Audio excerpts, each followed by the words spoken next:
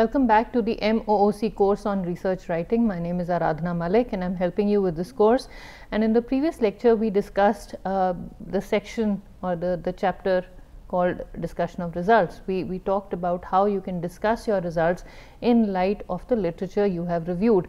Now we are going to tie everything up and we are going to talk about the section on conclusion or the chapter on conclusion, that what you write in the last part of your document. Okay, conclusion. The purpose of this section is to present the last word on the issues you raised in your paper or your document. It is also to summarize your thoughts and convey the larger significance of your study.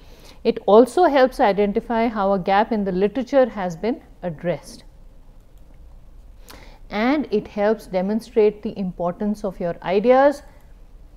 It also introduces possible new or expanded ways of thinking about the research problem. When you talk about directions for future research, you talk about your limitations, the problems you faced, and then you talk about the future research that can take place. Some general rules for writing up the conclusion section are: you state your conclusions in clear, simple language. Restate the purpose of your study and then state how your findings differ from or support those of other studies and why. So you've already explained this in the discussion section. You just summarize whatever you have said in the discussion section and you state your conclusions. But you must remember that even in this section you must talk about your research problem. So very briefly you said this is what we started out with, this is where we have ended. Do not simply reiterate your results or the discussion of your results. Provide a synthesis of arguments presented in the paper to show how these converge to address the research problem and the overall objectives of your study. And in doing so, you must restate your research problem and the objectives of the study. You must summarize your findings and present them in the conclusion section, and you say this is what we found out, this is the method we used, very briefly. The amount of space or the quantum of explanation comes down drastically, so you have to be very crisp and everything comes down, and then you say, okay, this is what we started out with, this is how we evaluated, or this is how we went about finding an answer to this problem, these were the results, this is how we are going to discuss or explain the results in light of past, this is how we explained the results in light of past literature.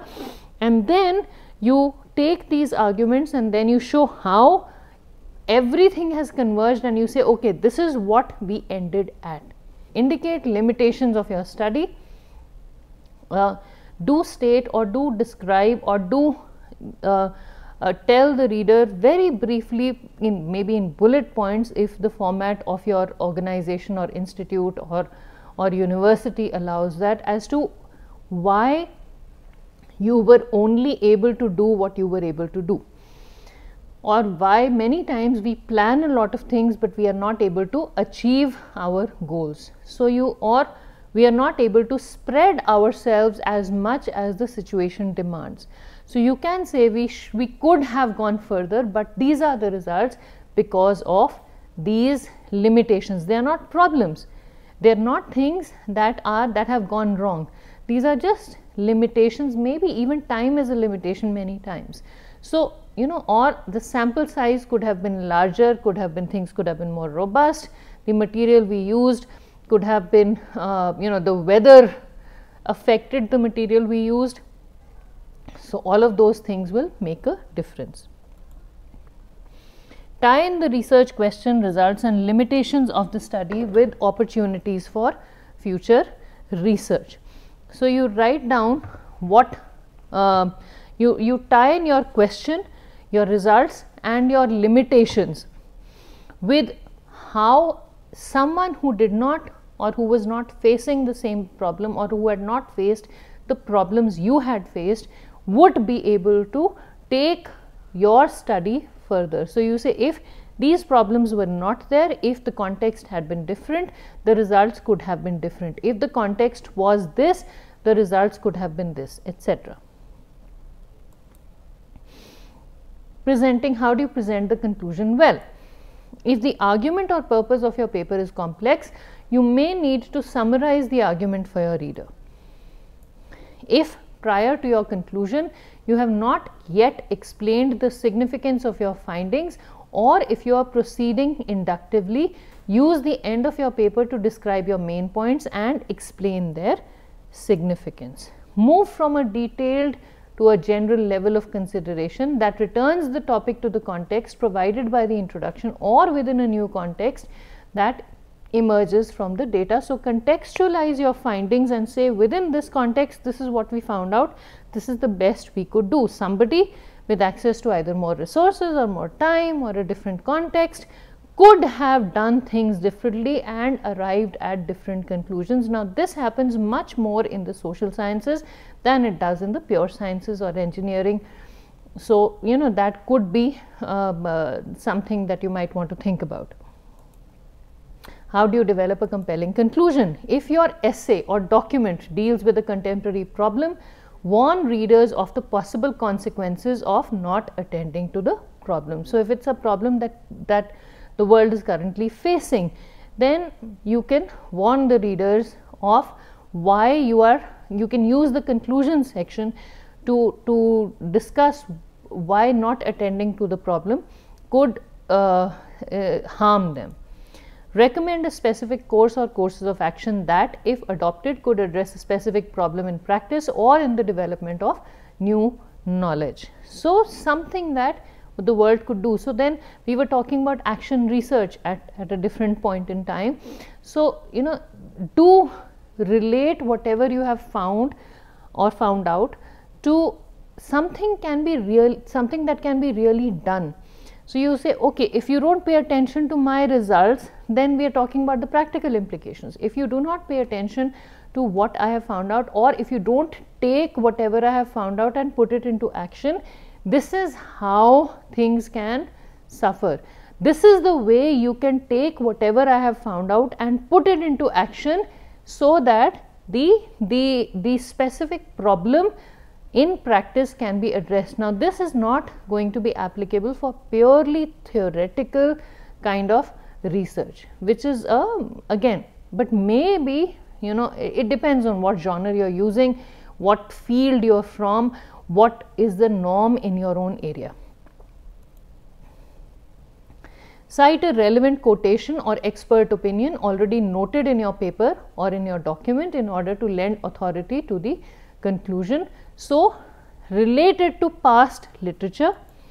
Explain the consequences of your research in a way that elicits action or demonstrates urgency in seeking change. Again, this is much more true for the social sciences. It may not be applicable to the pure sciences, it may not be applicable to purely theoretical papers or purely philosophical papers, but then this kind of this is specifically true if you are able to make that connection between theory and practice. Usually the readers tend to believe, or it adds a lot of significance, it adds a lot of value to the document that you have written.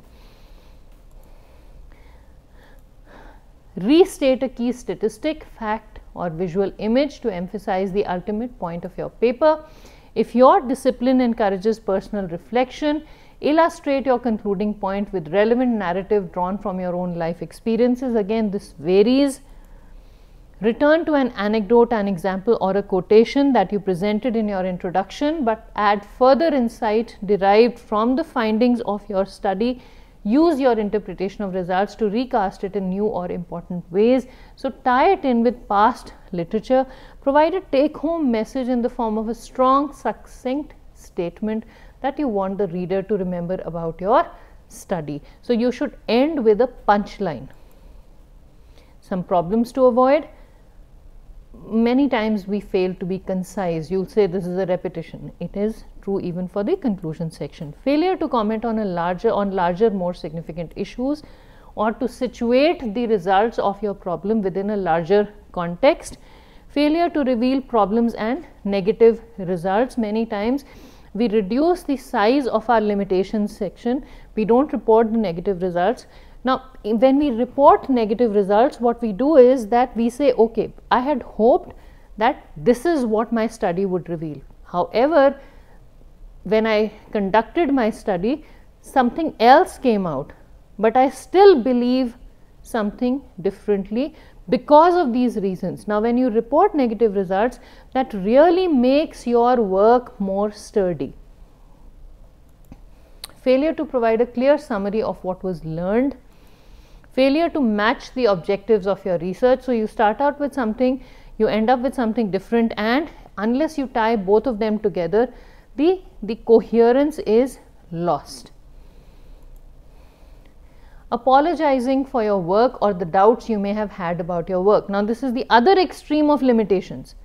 Some people reduce the limitation section. Others tend to apologize for their work and use a lot of hedging statements, which is not right. Provision of new information. You lead the reader to new insights building on the information provided through the course of the document, but you must not provide new information. Now, that is all we have time for in this lecture. We will continue with some more discussion on research writing in the next class. Thank you very much for listening.